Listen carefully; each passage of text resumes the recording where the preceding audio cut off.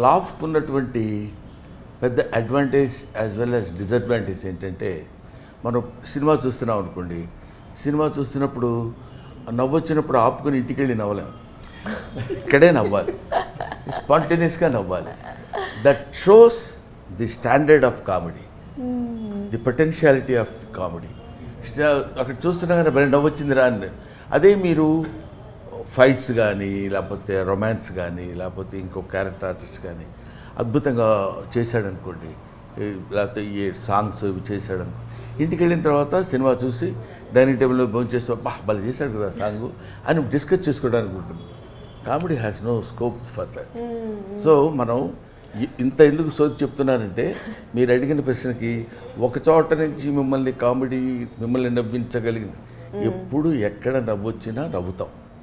నవ్వటం అనేది very common factor for common human being.